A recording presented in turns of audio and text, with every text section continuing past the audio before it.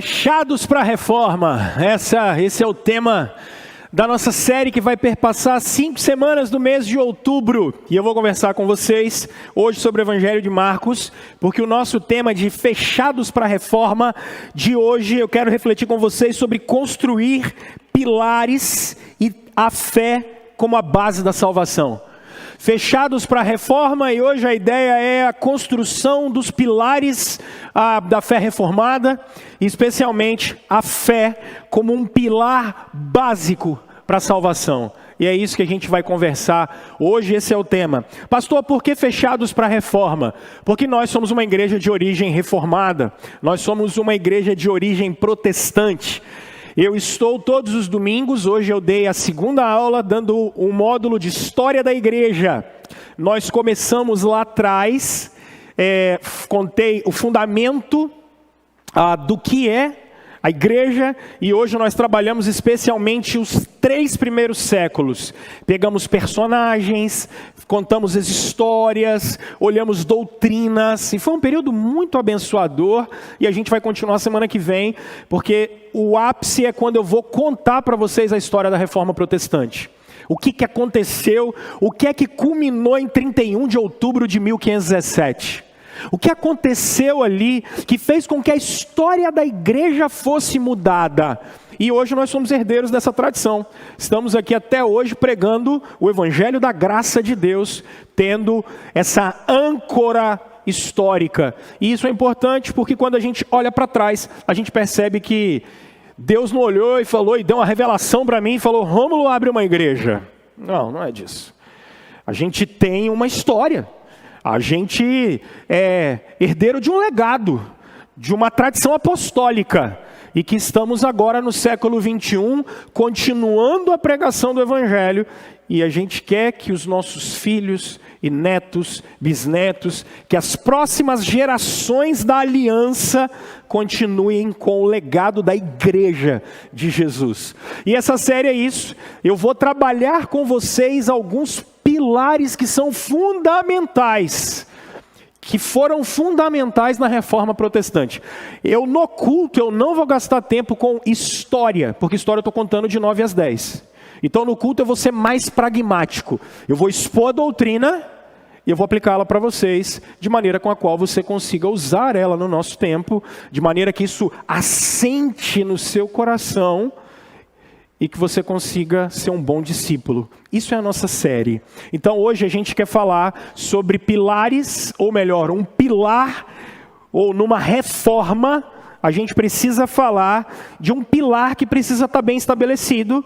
E hoje eu quero falar com vocês sobre a fé como base para a salvação.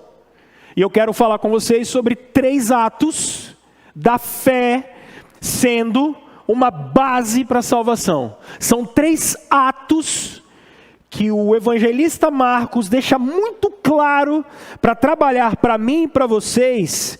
3 atos muito bem estabelecidos e muito bem desenhados, que demonstram para nós que a fé é a base para a salvação. A fé é a base para a salvação. Então vamos lá, Marcos capítulo 1. Eu vou começar lendo com vocês a partir do versículo 1. Vamos lá.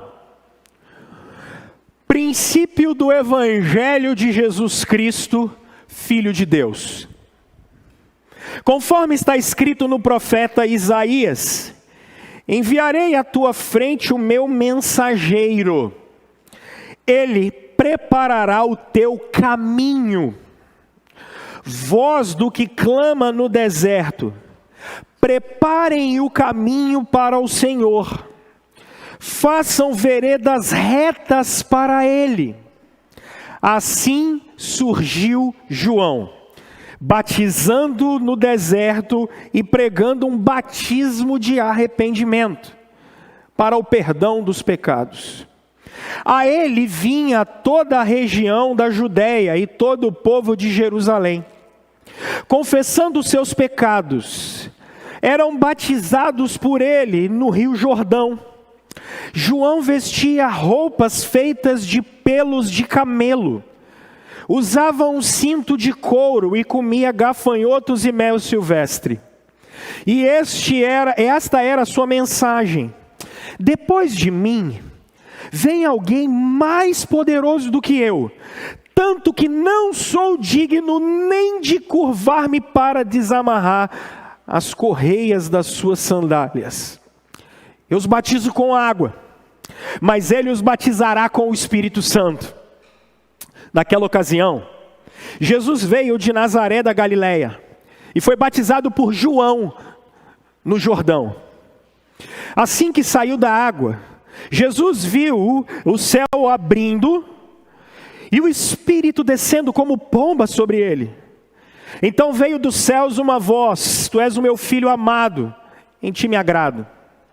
Logo após, o Espírito o impeliu para o deserto. Ali esteve 40 dias sendo tentado por Satanás. Estava com os animais selvagens e os anjos o serviam. Depois que João foi preso, Jesus foi para a Galileia, proclamando as boas novas de Deus. Abre aspas para o nosso Senhor.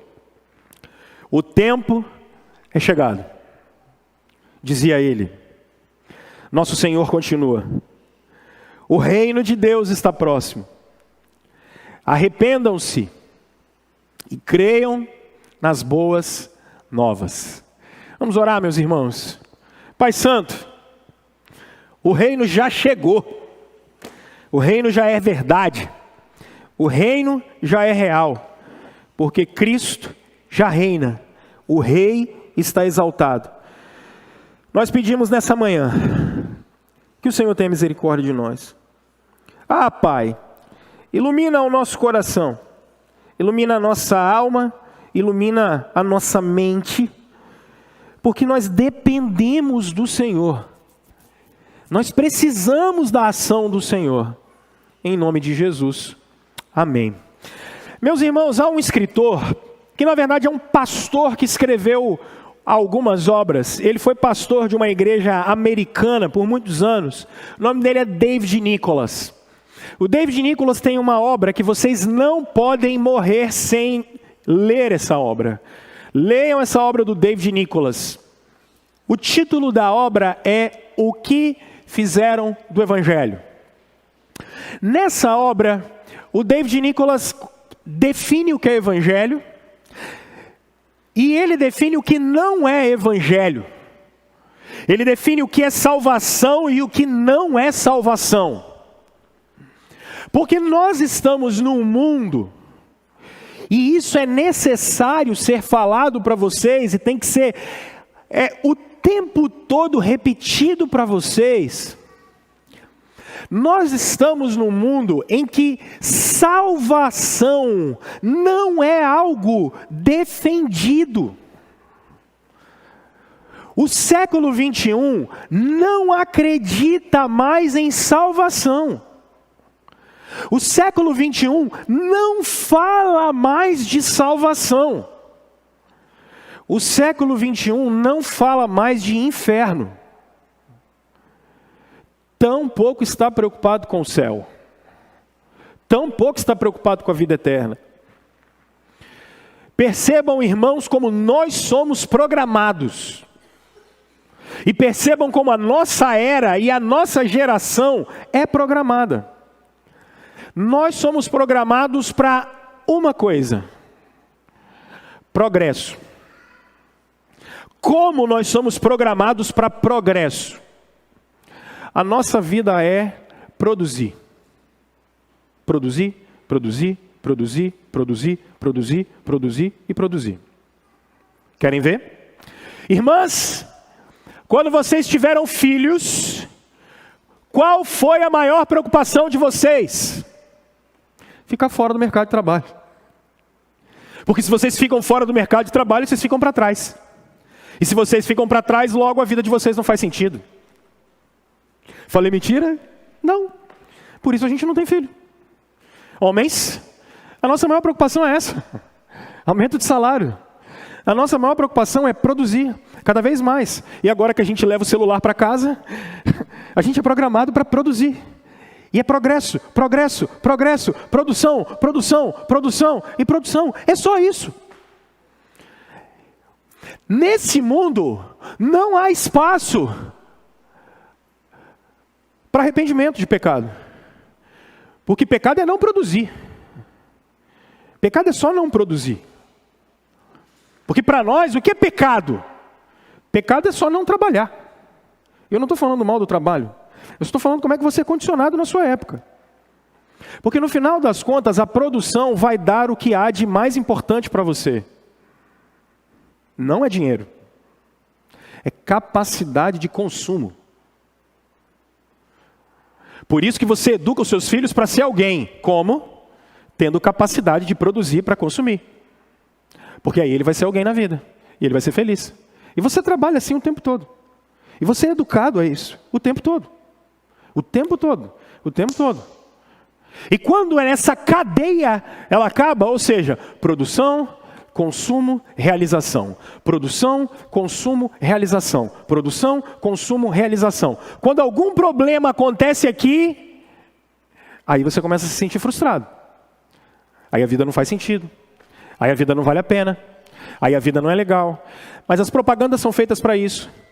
O Napoleão Hill escreve mais esperto do que o diabo. Vai numa livraria que você vai ver isso. Porque os livros são escritos para isso. Para produção. Para consumo. Para realização. Não tem tempo para arrependimento. Não tem tempo para espiritualidade. Não tem tempo para alinhar o coração. Porque se a gente para um pouquinho, a gente começa a se sentir culpado. E não é assim? Quando você leva trabalho para casa, você começa a se sentir culpado. Porque, nossa, eu devia ter feito mais. Nossa, eu devia ter trabalhado mais. Eu devia, não deu. Rapaz, não bati meta. E que tudo é meta. Eu não bati meta. E aqui eu não estou fazendo juízo de valor. A sua mente tem que ser menos dialética. Quando eu estou falando uma coisa, eu não estou querendo dizer o combo completo que está tudo errado. É claro que você vai ter que bater meta, é claro que você tem que trabalhar. Você tem que aprender a raciocinar. Você não pode... Quando você fala de uma coisa, não quer dizer que você negou todas as outras. A igreja de Campo Grande ela já começa a pensar. Eu só estou te dando a maneira com a qual o mundo funciona. Porque a nossa luta é contra uma cultura inteira. Ok? Então, não ache estranho que não haja espaço para falar de inferno. Porque nessa cultura do progresso, não existe gente má. Não existe gente má. Maldade no nosso tempo é uma coisa que não existe. O que eu quero dizer? Falar de depravação total, falar de pecado original, falar de um Deus que condena pessoas, a sociedade do progresso não aceita isso. A sociedade do progresso não aceita isso. Falar de um Deus que vai julgar os vivos e os mortos, a sociedade do progresso não está preocupada e ela não concebe isso. Ela não consegue pensar nisso, gente. Isso não acontece. Isso não existe no nosso tempo, porque isso é falácia para o mundo moderno. Falar que as pessoas precisam de perdão de pecados, elas não acreditam nem que exista um diabo. Porque na sociedade do progresso, todas as religiões são aceitas, todas as religiões estão corretas, não existe um caminho. Não existe um caminho, vai. Para que isso? Isso é papo de antigamente. E aí, ô mente dialética, eu não estou falando que você não tenha que respeitar todas as religiões. Só que nós somos cristãos e nós vamos dizer, não, nem todas as religiões. Na verdade, as religiões não salvam, só tem um caminho, e ele é Jesus Cristo.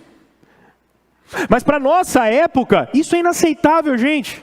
Isso é inaceitável. Só que a Bíblia não trabalha com essas categorias. A Bíblia trabalha com uma outra categoria. E quando vocês chegam, e eu estou narrando para vocês o que vocês vivem todos os dias, do espírito da nossa época, a Bíblia trabalha com uma outra percepção. E qual é a percepção que a Bíblia trabalha? A Bíblia trabalha com uma percepção que começa logo agora no Evangelho de Marcos, que é o primeiro evangelho que vai ser escrito por volta do ano 55, 56 depois de Cristo. Os apóstolos começam a não dar conta da demanda, alguns deles vão ser presos e logo depois vão ser martirizados. Então o que tem que acontecer? As histórias dos apóstolos precisam ser escritas. A tradição oral já não pode mais continuar, porque os apóstolos começam a envelhecer e a morrer. Então o que vai acontecer? Eles vão começar a registrar os feitos de Jesus. E o Evangelho de Marcos vai ser o primeiro evangelho a ser registrado, porque os judeus começaram a perseguir os cristãos.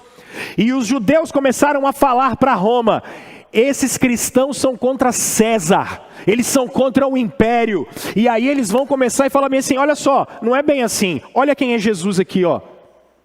É diferente. Só que a gente começa a ler o evangelho e a gente não entende muito.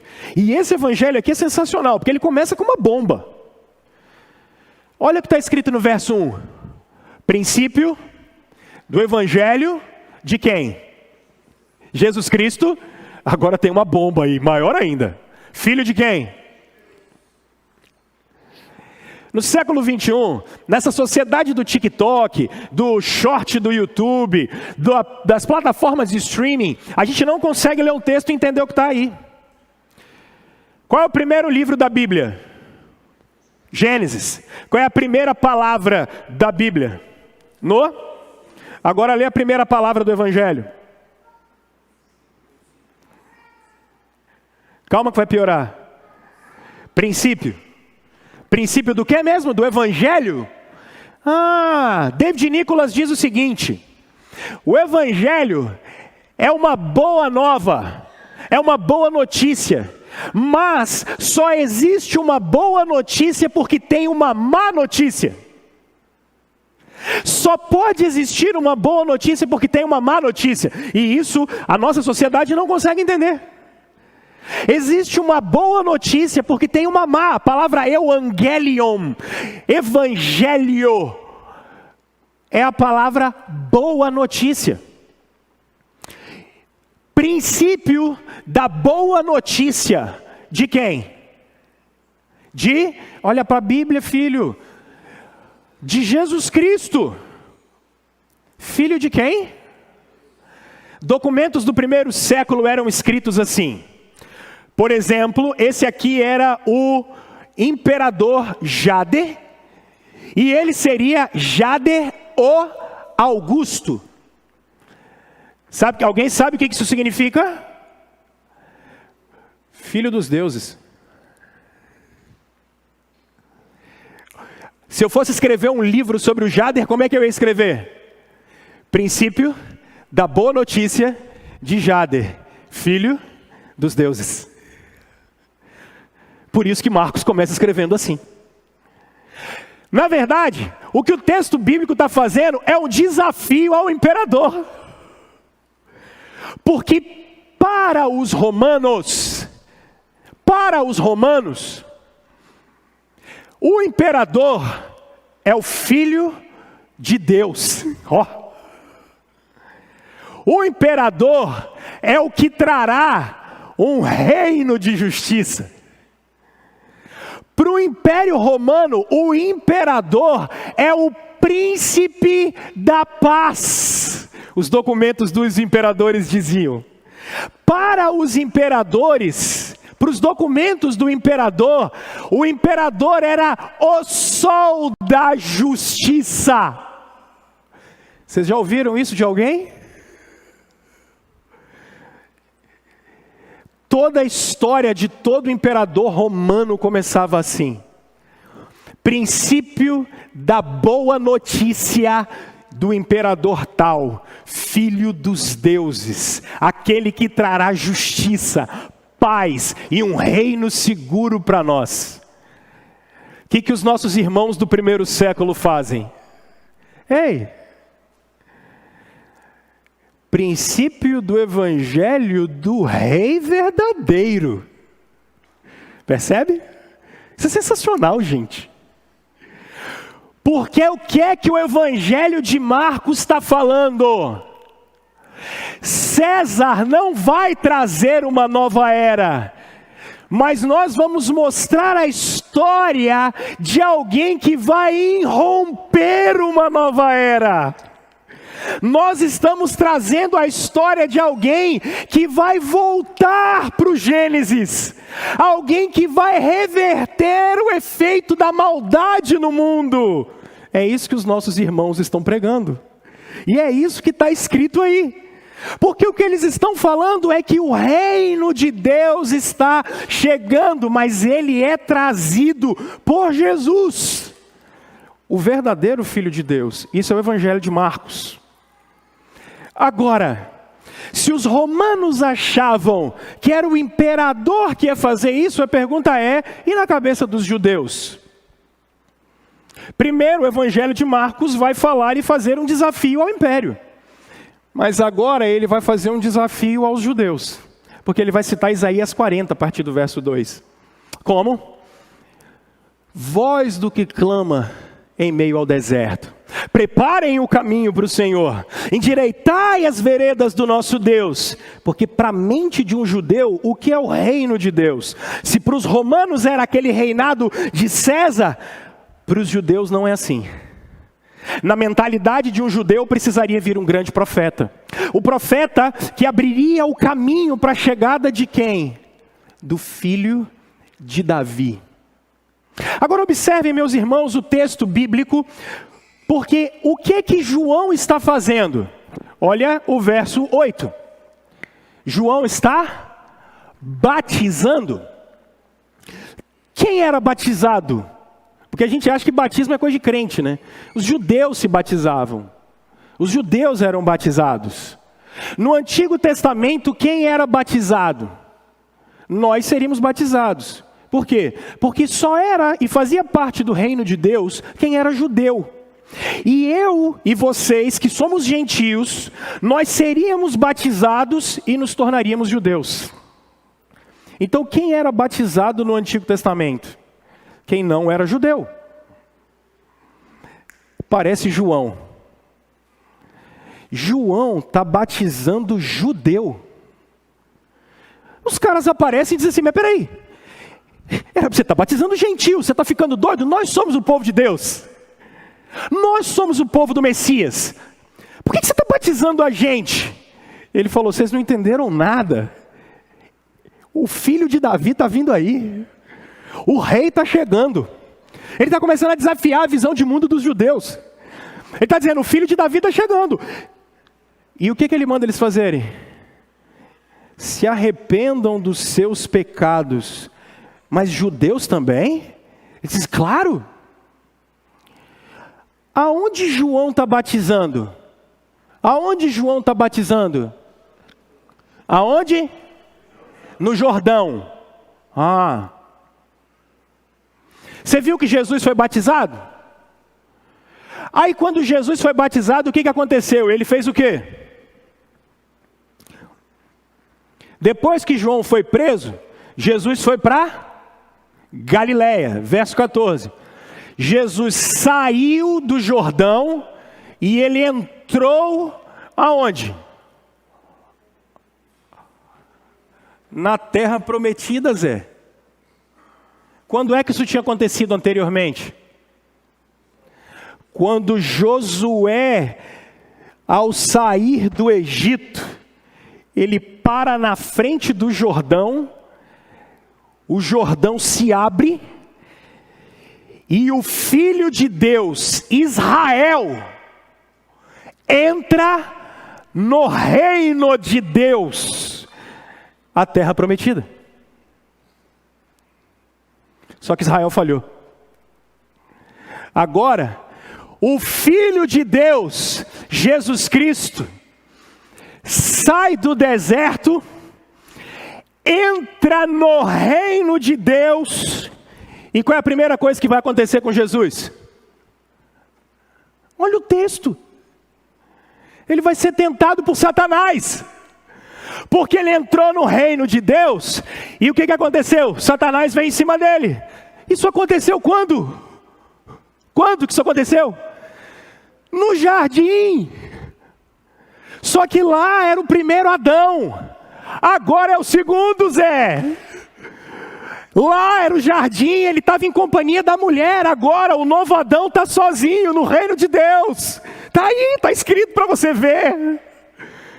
Ele atravessa o Jordão, o Filho de Deus, não Israel, mas Cristo.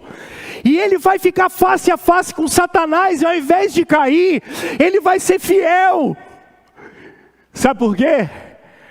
Porque o primeiro ato da fé que salva é entender que o reino de Deus chegou. A gente é chamado a crer no reino de Deus que chegou. Jesus entrou na nova terra, Jesus enfrentou Satanás, e Jesus na cruz estabeleceu a nova criação.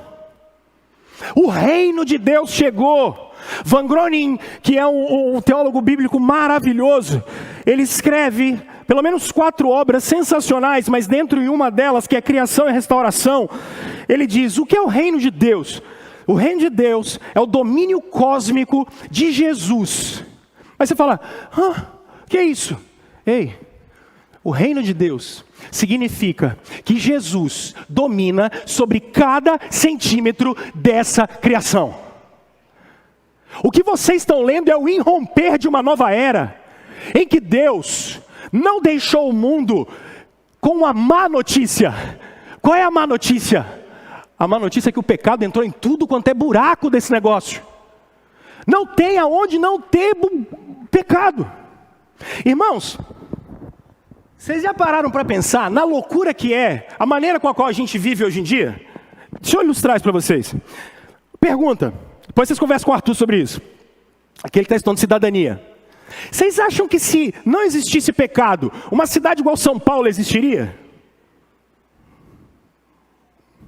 Nunca. Nunca. Porque a gente foi criado para relacionamento e não para ficar fechado.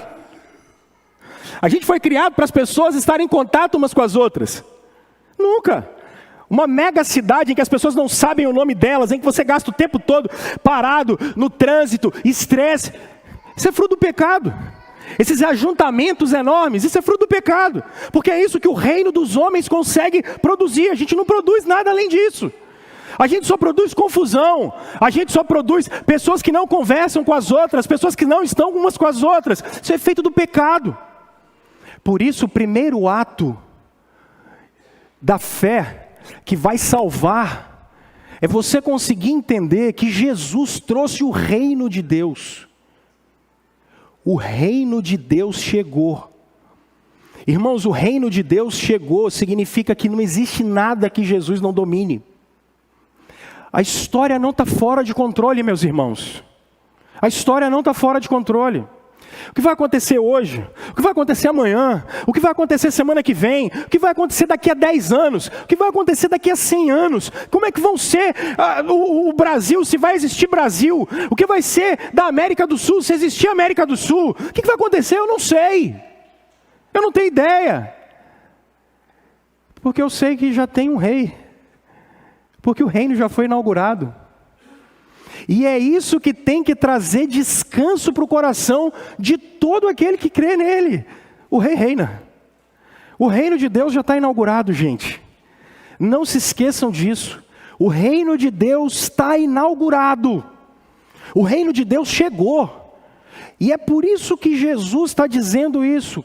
Pastor, quando é que o reino de Deus foi inaugurado? Quando Jesus se assentou no trono do universo. Jesus se assentou no trono do universo, o rei está reinando.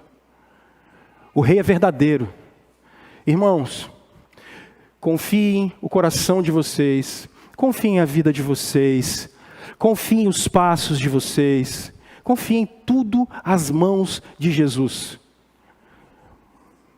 O mundo, todos os que nele habitam, são de Jesus. Não há onde Jesus não governe. Não há onde Jesus não tenha controle. Esse é o primeiro ato. Segundo ato, que eu tenho que ser rápido. Combinei que eu seria rápido hoje. É que eu já vou caminhando mesmo. Eu vou ser mais breve hoje. Muitos de vocês vão sair, tem que votar e tal. Então eu vou ser mais breve. Fala os 2 atos rapidinho. Primeiro ato, o reino de Deus está inaugurado. Jesus domina sobre tudo, irmãos. Jesus domina sobre tudo. Não se esqueça disso. Jesus domina sobre tudo. Quando eu estou falando tudo, é tudo mesmo. Pastor, Jesus domina sobre a enfermidade, domina. Jesus domina sobre a dificuldade, Jesus domina. Jesus domina sobre a minha família, domina. Jesus é rei. Jesus é rei. Segundo ato,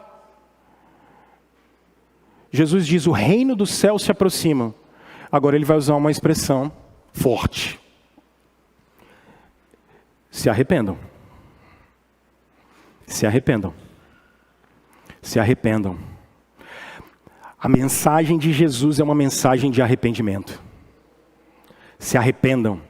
Essa expressão aqui é a palavra metanoia. Então, o segundo ato de uma fé que salva, o segundo ato de um pilar da fé. Primeiro, é entender que a gente faz parte do reino de Deus. Segundo, precisa ter arrependimento para fazer parte do reino de Deus. Precisa ter arrependimento. O Leandro Lima, escrevendo um livro chamado Razão da Esperança. É um livro muito bonzinho para você que quer saber teologia, com uma linguagem bem simples. E é muito simples. Acho que você pode ter esse livro em casa. Ele é bem grosso. Mas você pode ter ele, Razão da Esperança, como material de apoio, material de estudo. O Leandro trabalha algumas perspectivas do que não é e do que é arrependimento. Irmãos, remorso não é arrependimento. Remorso não é arrependimento. Remorso gera em você uma tristeza. Eu fiz alguma coisa contra o Jader e eu até tenho tristeza. Fiquei triste. Eu fiz alguma coisa e isso me gerou remorso. Remorso não é arrependimento.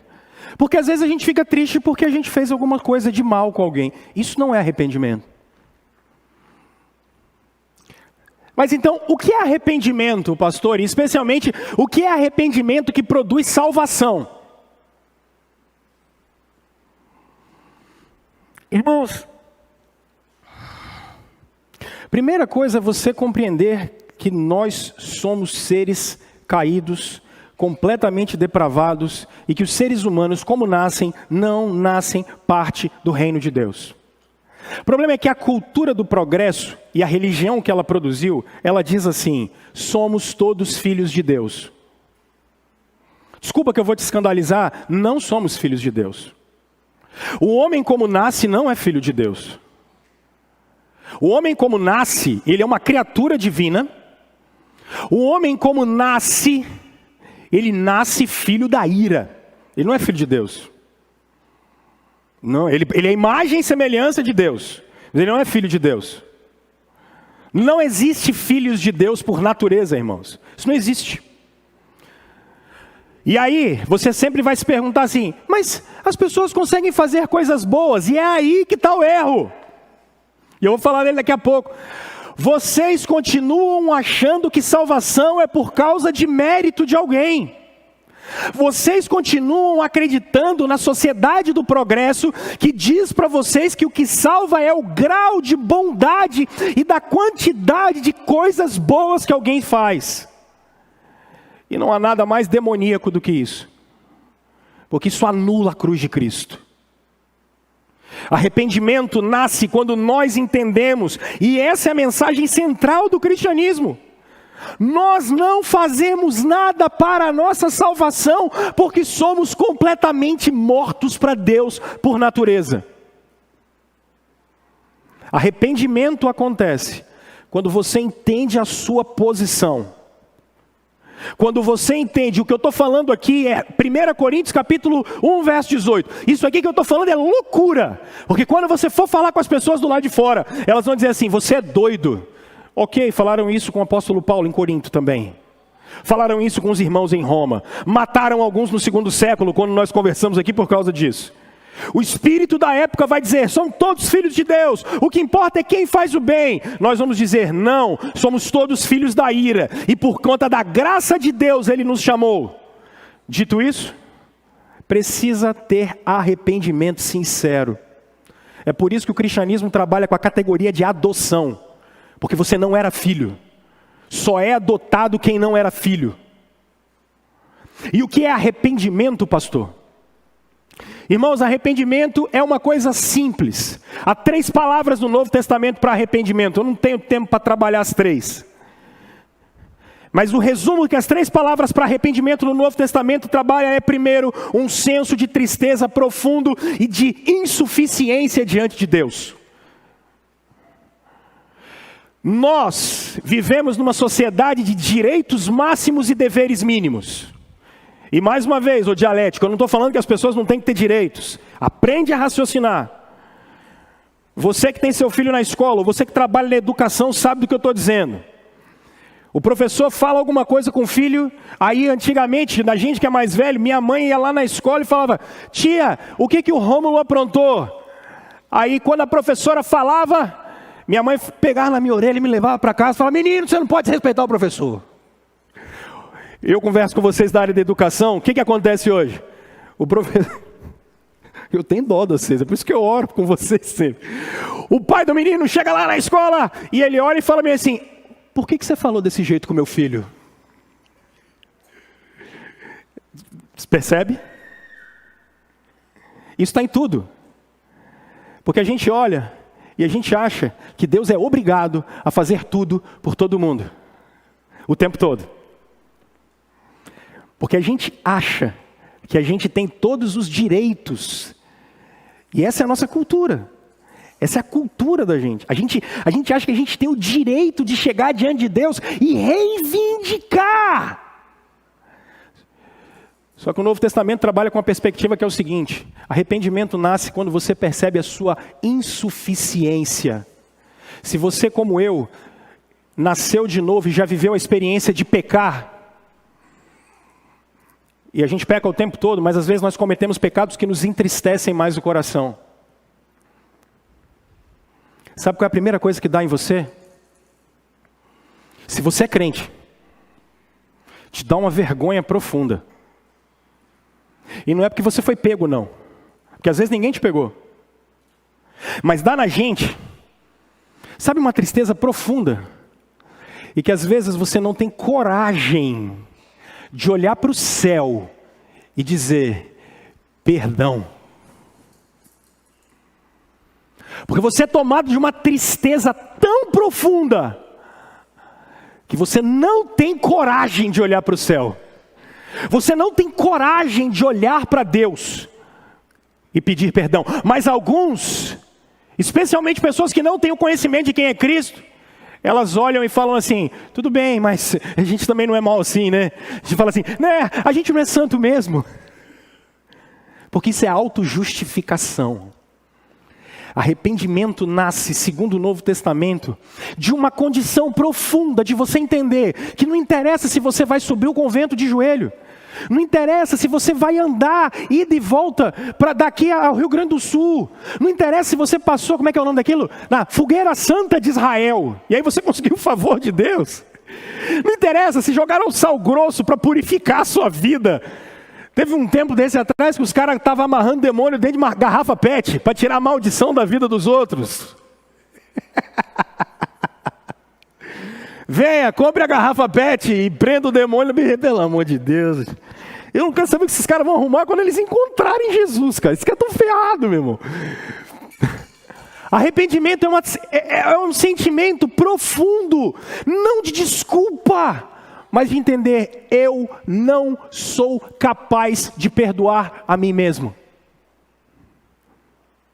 E aí, uma segunda perspectiva de uma tristeza profunda, é uma mudança profunda na sua maneira de enxergar o pecado.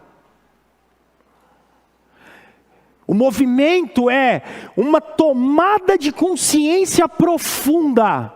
Olha só, mais de 90% do que vocês consomem na internet é pornografia. Homens e mulheres, e o número de vocês mulheres aumenta cada vez mais. Vou exemplificar isso. Você está sentado, se matando com pornografia. Aí o estalo acontece em você, e não acha que isso é normal. E se você tem problema no casamento, e está consumindo pornografia por causa disso, me procure um dos presbíteros. Sua alma está morrendo. Seu coração está morrendo. Isso não é natural, isso não é normal.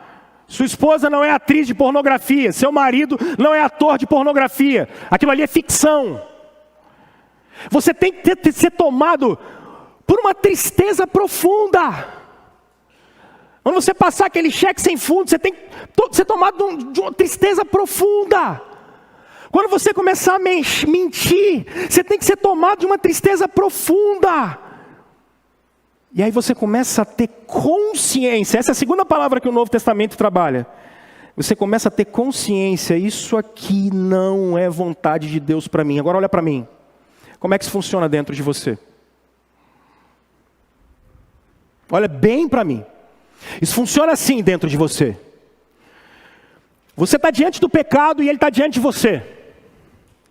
Ficam duas vozes dentro de você. É assim ou não é? É assim ou não é, gente? Ficam duas vozes dentro de você. Eu não estou falando de coisas que às vezes a gente comete involuntariamente. Ficam duas vozes dentro de você. Uma delas começa a dizer, isso aqui não é nada de gatilho moral de Kant não. E nem freio de Freud, me ajuda. O pecado está diante de você, você sabe que é assim, e começa uma voz lá no fundo dizendo, está errado, está errado, está errado, está errado, está errado, está errado, está errado. Agora na oração do Pai Nosso. Na oração do Pai Nosso, Jesus diz assim, não nos deixes cair em tentação. A melhor interpretação que eu encontrei para não nos deixes cair em tentação é você olhar para Deus e dizer, no momento da tentação, que eu ouço essa voz que começa a gritar, e eu não ouço a voz do desejo que nasce dentro de mim. Isso é arrependimento para a Bíblia. Você começa a ouvir a voz do Espírito de Deus dentro de você.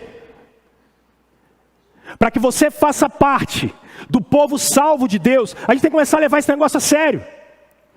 Então você está percebendo no momento da tentação, você está percebendo no momento da dificuldade, aquelas duas vozes que estão dentro de você. O seu homem interior, ele precisa começar a correr para a voz que vai falar que o Espírito de Deus está clamando dentro de você. Isso é arrependimento, porque você começa a ter noção do que é pecado. Você começa a ter noção que não é só a sua insuficiência, mas que você precisa ter uma resposta ativa ao amor de Deus.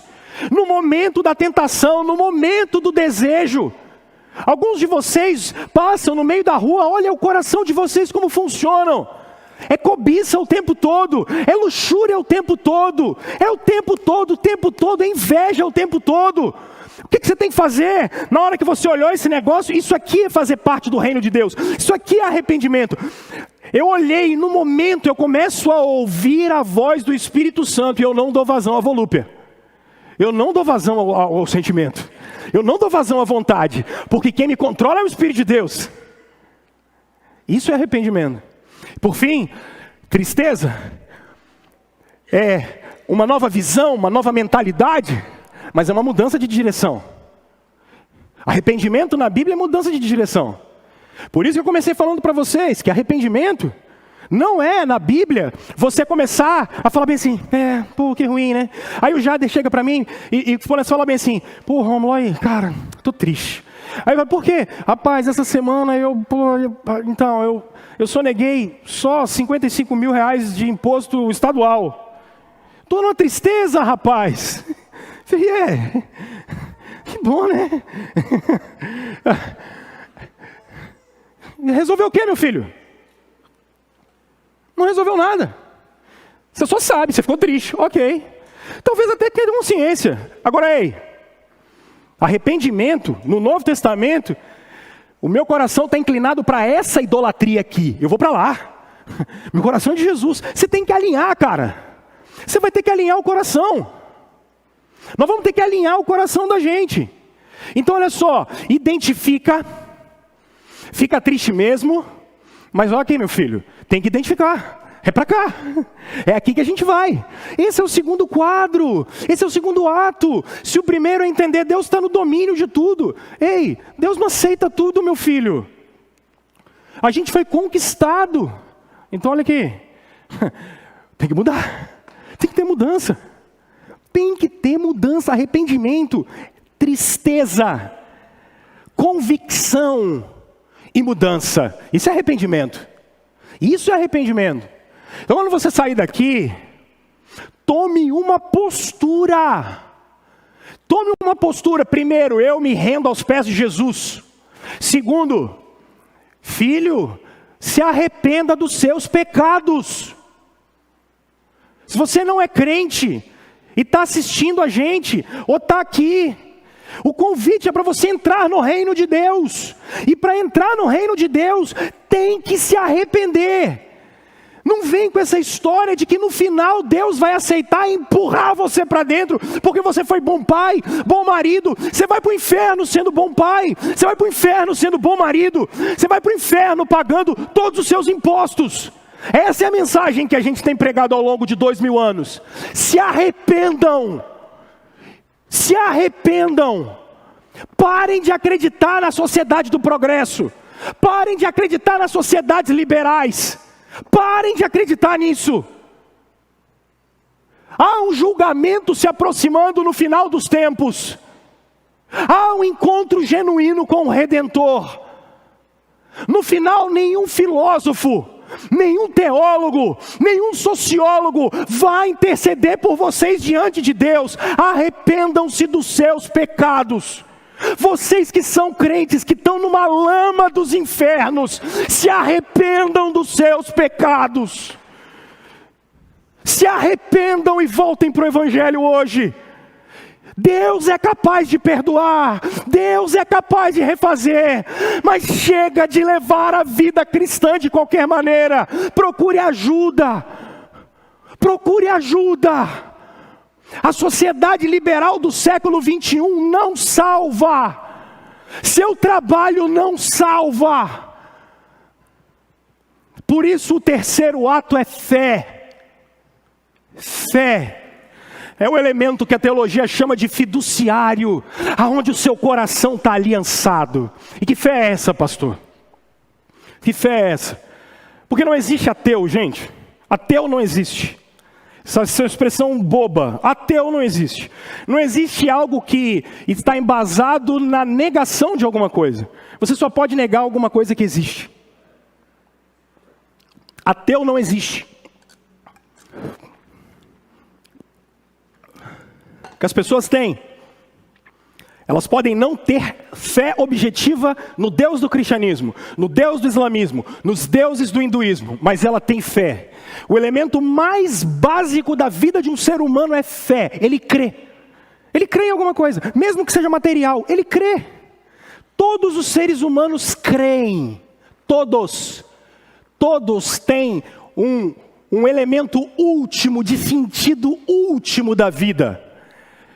De onde eu vim, para onde eu vou, porque eu estou aqui. Todo mundo responde isso de alguma forma. E isso articula quem são os seus deuses, ou o seu Deus. Fé, meus irmãos, fé, para o Novo Testamento, é a profunda convicção, fé salvadora, o pilar salvador, de reino e de arrependimento. É a profunda convicção de que Jesus Cristo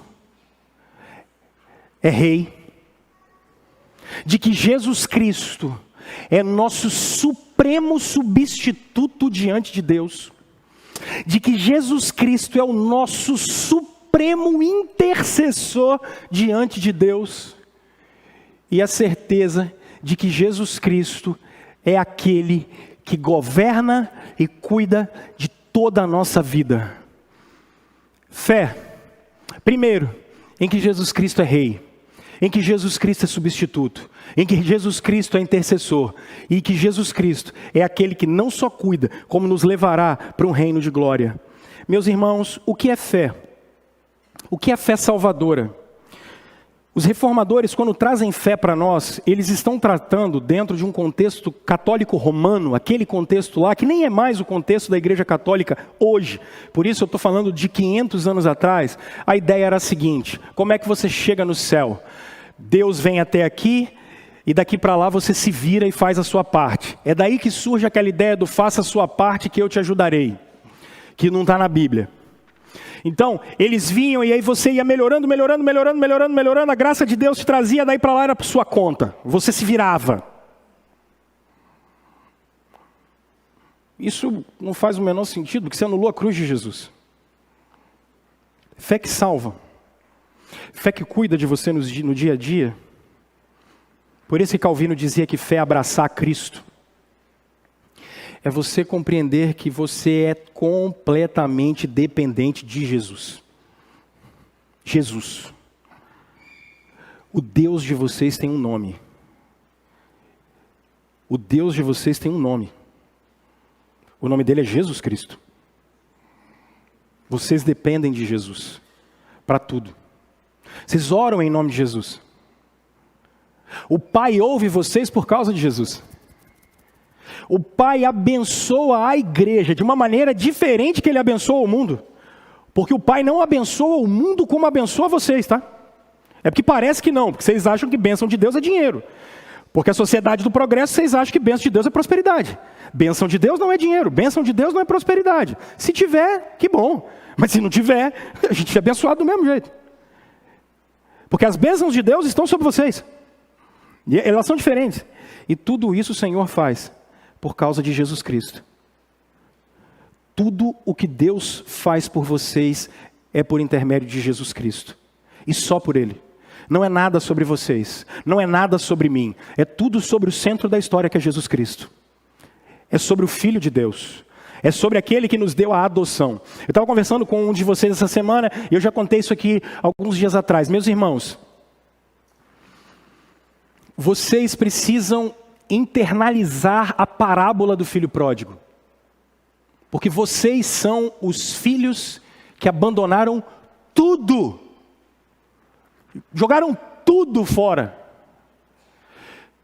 Só que vocês voltaram para a casa do pai. E na casa do pai, o que aconteceu? Lá, o filho mais velho fez o quê? Manda embora. Não presta.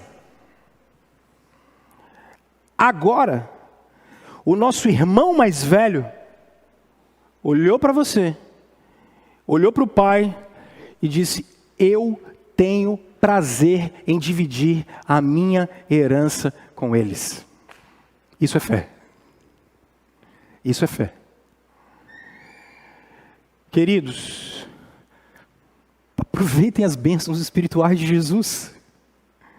Aproveitem as bênçãos de serem filhos de Deus. Aproveitem as bênçãos de serem amados do Pai. Aproveitem as bênçãos de serem um em Cristo Jesus. Isso é fé que salva.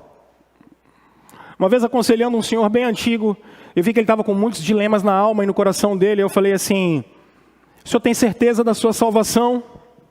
Daí ele olhou para mim e falou assim: pastor, estou trabalhando para isso. Eu vou ter que evangelizar de novo. Oh, meu Deus. Não. Você não está trabalhando para isso. Isso já foi conquistado. A salvação está realizada. Você não vai fazer mais nada. E outra vez, discipulando uma moça, ela chegou para mim e falou assim: mas pastor, não é possível. Não pode ser tão fácil assim ser salvo. Eu falei: minha filha, é por isso que se chama graça. É por isso que se chama graça. Porque quando você acredita na suficiência de Jesus, não há pecado que Jesus não possa perdoar. Então, se você chegou aqui mais sujo do que puleiro de galinheiro, meu filho, não tem problema. Não tem problema. Porque é para gente como eu e você, mais sujo do que puleiro de galinheiro, que Jesus veio. É para gente crer, se arrepender e fazer parte do reino. Essa é a mensagem. Sem a mediação da igreja, sem a mediação de pastores, de padres, de bispos, sem a mediação de ninguém, porque a gente se reúne, porque aqui é a Assembleia dos Santos, é o povo de Deus. A gente tem em comum o fato de que vamos viver a eternidade toda juntos. Como? Pela fé. Então, olha só, está desviado, volta, queridão. Não crê, tem uma porta aberta na sua frente hoje. Está mais fraco do que criança com disenteria. Meu filho, vem para Jesus. Vem para Jesus. Fé. Abrace a Cristo, Calvino dizia. Tome posse das bênçãos espirituais em Jesus. Fé. Sinta o seu pecado sendo perdoado. Tenha consciência de que você foi adotado, de que você é um filho de Deus. Isso é o primeiro pilar, e é isso que nossos irmãos trabalharam por mais de 200 anos. Quando começa com, eu vou falar da pré-reforma até a reforma protestante, tentando trazer essa notícia, essa é a boa notícia. A gente pode nascer de novo. Para vocês que nasceram de novo, vocês são nova criação. Aproveitem Jesus. Aproveitem Jesus. Esses são os nossos 3 atos.